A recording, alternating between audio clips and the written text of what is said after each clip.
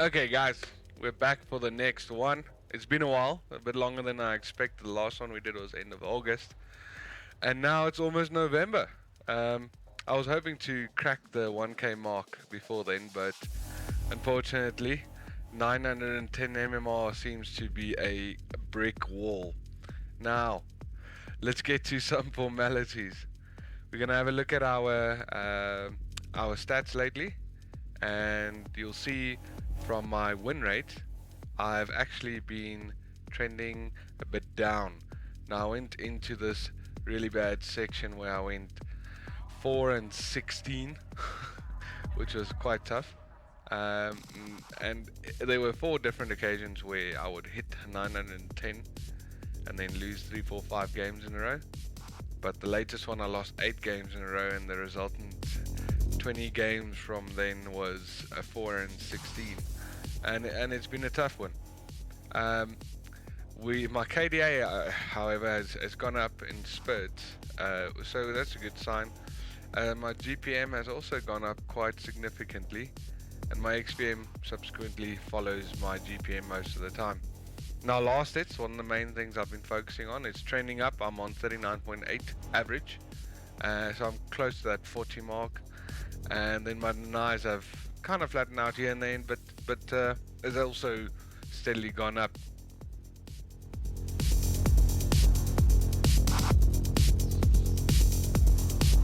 So it's time to review my hero selection, and let's start off with my three main heroes that I said I would play. And let's see how they've been treating me. So first up is Morphling, and from the win-loss rate, you can see Morphling's been quite dependable for me.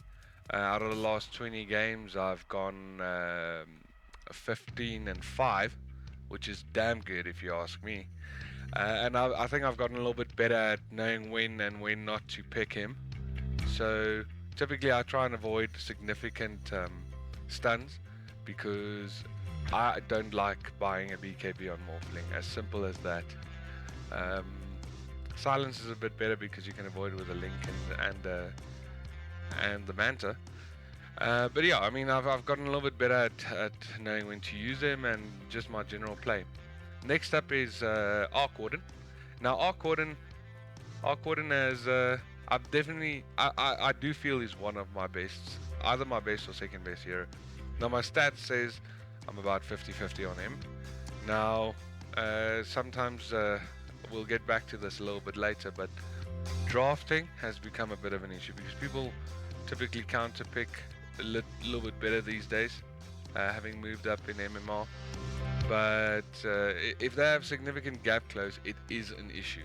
So I try and avoid anyone that has inherent gap close or anyone who buys gap close like Slardar or um, a lifestealer who usually goes Abyssal. So I try and avoid, unless I have a nice meaty front line, I will stick with Arc Warden. Magnus, on the other hand, Magnus, as you can see, I went 7 and 13 the last 20 games with him, and something just does not click when it comes to Magnus. It's either I don't gel with my teammates or I don't play him well enough. I must say I don't play him well enough. But one big issue I've had, I've noticed is it's part of the delay. It's kind of difficult to blink, turn, then RP, and then skewer them all at the same time with a 200 millisecond delay. So it does make it a little bit difficult. At the same time, there's a couple of counter picks that's been trending lately that has made him not so good. For instance, if you go up against Silencer mid, you're useless because you have no mana, and he's ranged, and he does pure damage. It's just not a fun matchup. One game we got stomped so hard that by the end of the game, I didn't have enough mana to even cast RP if I had full mana. So yeah, I think for now, I'll retire Magnus as one of my top 3, and I will be replacing him with someone else, namely Drow. So Drow has been quite dependable. As you can see, I went 15 and 5 with her in the last 20 games. And she has also been trending quite significantly lately. and it's really hard to beat her. If you don't have proper gap close on her, you're gonna have serious issues, like serious issues. She can come back so easily. All she needs is a hurricane pike, two wraith bands and treads, and then she's almost unkillable. And if she starts buying stuff like a shadow blade or BKB that prevents you from catching her, good luck. Your game's over. It doesn't matter who you have in there.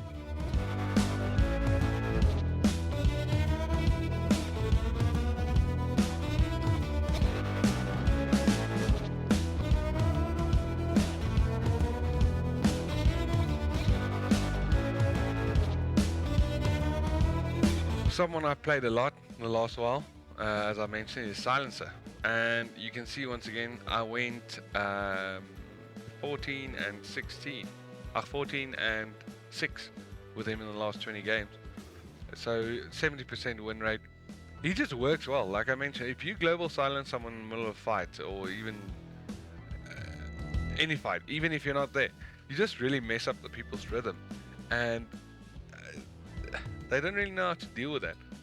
Along with that, he has two dots that you can place on someone. One that either gives more damage the more you cast, or triggers fast if they cast anything. So it really just messes up with the combos people usually want to execute in the fight, and that messes with their rhythm. And if they stay too long in the fight, it's so busy most of the time in fights that they don't even realize they have the dot on them. So by the time they decide to bail, it's kind of too late. You're gonna die anyways, unless you can somehow TP out fast enough. And then the pure damage always helps a lot. And in low rank games like these, in most cases, I've seen if someone plays a silencer mid, he usually snowballs. And if you got 50 int stacks, the amount of damage you're dealing it's kind of unstoppable. So silencer definitely is still a good option. Not going to put him in the top tier. There's a couple of counters that he does not like. If you have long range stuns, if you have gap close early on, he does have a bit of an issue, and he's squishy in general. So if you cannot somehow get ahead, you're almost dead player, especially if you did mid. So he's still on the bench for me. Now, some of the people I've been exploring a little bit, Leshrak. He's got immense push potential. If for some reason, and I'll get back to this a little bit later, he's got massive amounts of magic damage, which is totally worth including in your team. If you somehow lack magic damage, you can literally be the only magic damage in your team and be sufficient.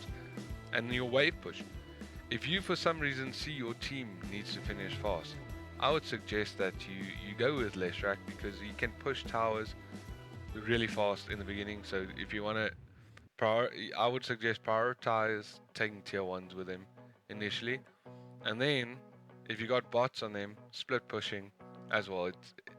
It's what he's good at. And a nice little combo is if you just run into the middle of a fight, pop all your cooldowns, and then use yourself.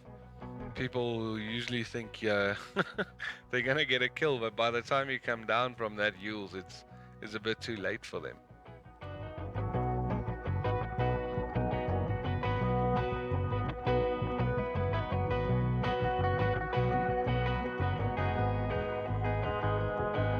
Someone else I've been trying lately, and I've been very much enjoying him, is Gyro. Now, Gyro is not so much in vogue at the moment.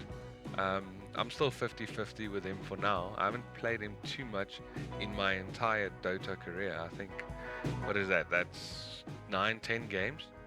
So it's not that great, but I've been doing well with him, and I've given him a try. He's really good at wave clear, and for instance, people always pick ES for illusion clearing against illusion-based heroes, but he's pretty damn good, especially if you get a maelstrom on him. He's damn good at clearing all those ads.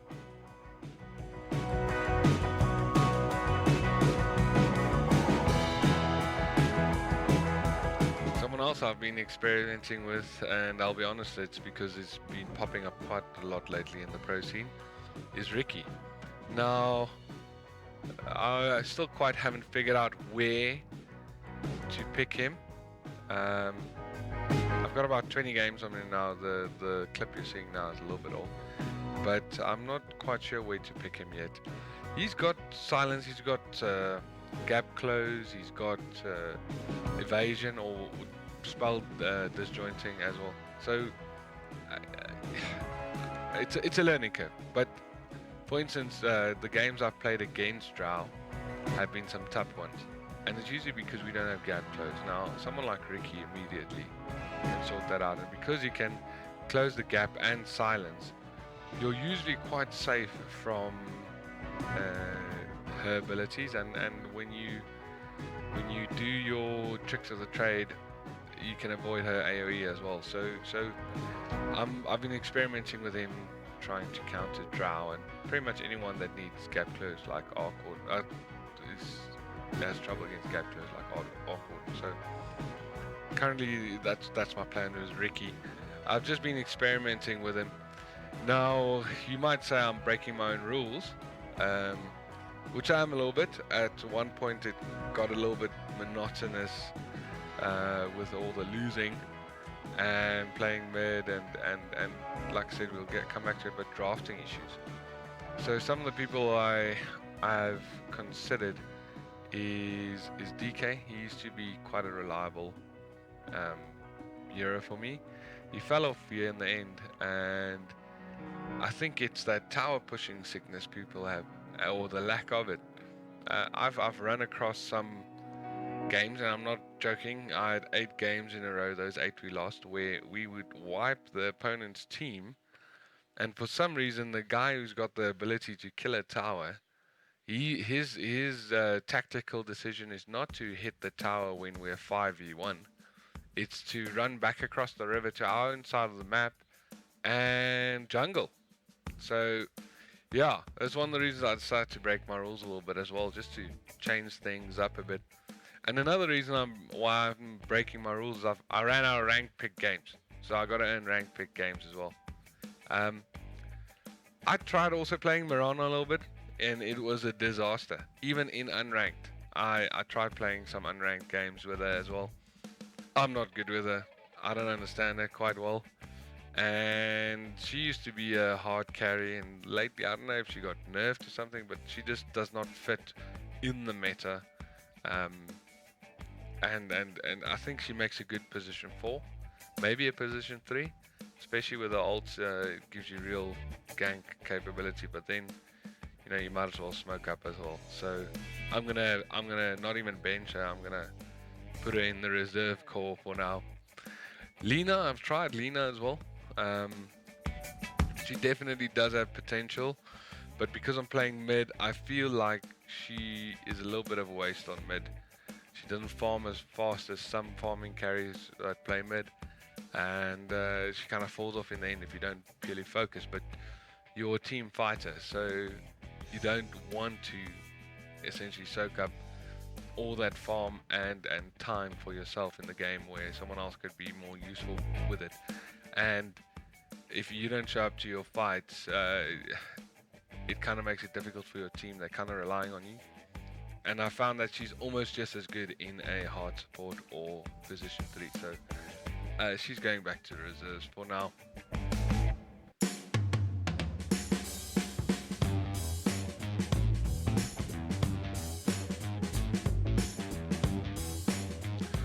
Someone else I've been playing with, but only unranked. Now it shows you I've got 1 game on him, because I recorded this when I decided I'll start giving it a try as Invoker.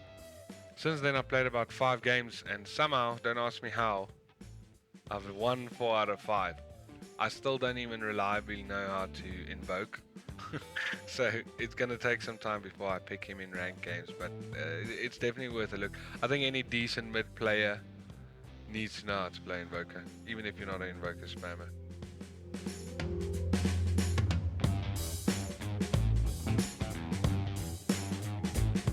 So let's talk about a couple of things in the game. Let's start off with the psychology of the game. How can you look at being a better player by just having a better state of mind? So first things first, I want to say, do not focus on other people's play. The only thing that can happen, and the only reason you would typically do that, is to see how shit anyone else is doing, and that's never good for being in a good state of mind. This counts for you, anyone in your team. People feel better if they people play better if they feel good. It's simple as that. Okay? Instead of do yourself a favor. Instead of clicking on your other teammates' items and telling them how crap they were or how badly he's been playing, do it with the opponent's team. You might notice something, learn something, and I'm being dead serious. And another tip is don't do it when you're live, because if you're doing that when you're live, you're not focusing on your own play. It's as simple as that. A quick look to see if a guy's got regen in lane or something like that. That's fine. But when you're dead, go click on the opponent, see what they bought. Have they bought a pipe? Have they bought a crimson? BKBs. I mean, you're not going to take that bonus magic damage talent if you know they've got a pipe already. It's kind of a waste. Or if they know, check if someone's got a shadow blade, so you know to start carrying dust. Okay, and in general, just stay positive. If you I said this last time, if you're having a bad lane or the game's not going well, just try and stay positive. Focus on other things. You'll be surprised what you pick up if you stop just thinking about how badly things are going. And there's so many things you'll pick up to improve your play just by. First of all, if you're spam pinging your teammate, it literally means you're clicking on something else than what you should be clicking on. I don't understand why people spam ping. I don't understand bad manners in games. It doesn't really make sense to me. So yeah, stay positive. And something else I want to say, and this might be a bit more focused on South African people who want to play ranked, is play slower. One of the reasons I don't play Pugna and now Magnus as well is because when I try to get all my cooldowns off, I actually cancel my animations and it just messes up everything. And if you just play a little bit slower, you'll get better clicks, you'll make better decisions. So try to play a little bit slower. Just try it out. Try it out for 5 games, and if you think it's crap, come type in the comments, hey Felder, I don't think you have any idea what you're talking about, and please stop making videos, but don't.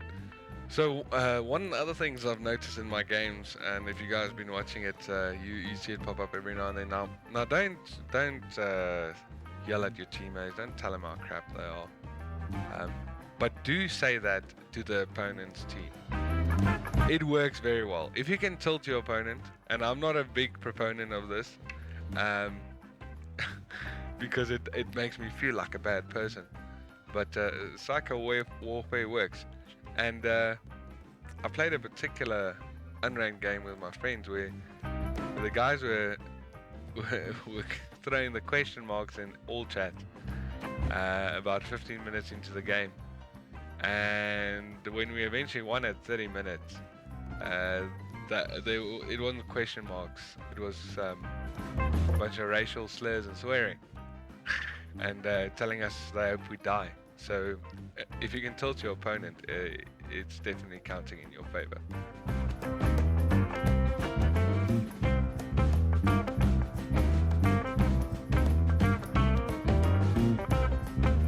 Next thing I want to talk about is the strategy. Okay, now strategy is both before, in, and after the game. First of all, games last longer in low rank games because people are just not good with objective taking. Hit the tower. If they are not there to defend, hit the damn tower. Okay. If your opponent's dead, hit the tower. I mean, BSJ made a video recently that says where he smurfed in a 3K game where he said, I'm just going to push lanes and show you that that's how the game is won. And that's a very good point. I think he joined like 2, maybe 3 team fights. And go check it out. Check out his video on that. He played Mars in a 3K game where that's all he did, push lanes. pushing lanes has got such valuable aspects that it gives you vision, it gives you gold, it allows you to hit towers, and what people don't seem to get, and maybe in unranked I can't complain so much about it, but you know, towers win games, not hero kills. I mean, how many times have you been in the game where you got more kills than the other team, but you still lost? It's purely because they got your towers and you didn't get theirs. It's as simple as that. Now, sticking to Euro selection, I addressed this a little bit earlier. I ran out of ranked pick games, and I can't exactly play position 5 Arc Warden. So I can't really stick to my Euro selection for now. I'm just trying to build up some ranked pick games. But also, if it is getting a bit monotonous, you know, change your picks. I actually started changing my picks because of drafting complications. I've noticed more counter picking happening, and the trending heroes maybe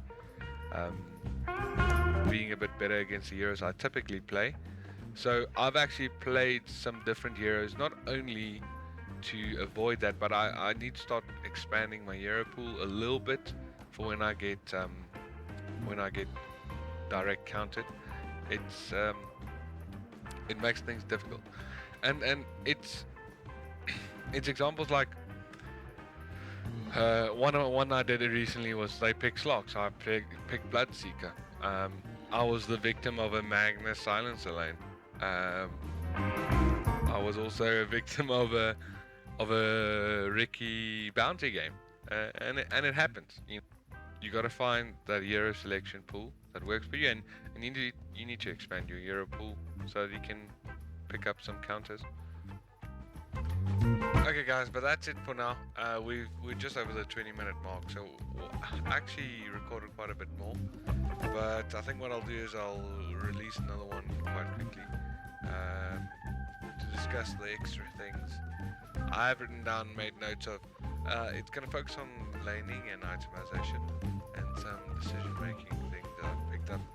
But yeah, I think we'll leave it there for today. Anyways guys, enjoy the rest of the highlights. If you wanted to know, the games in the highlights are typically unranked games I play with my friends, so I can feature them a little bit as well. And they usually make for a little bit better team fighting because we actually do communicate a little bit better. Yeah guys, thanks. See you guys soon again. Like the channel, subscribe, and I hope you guys like the video. Cheers.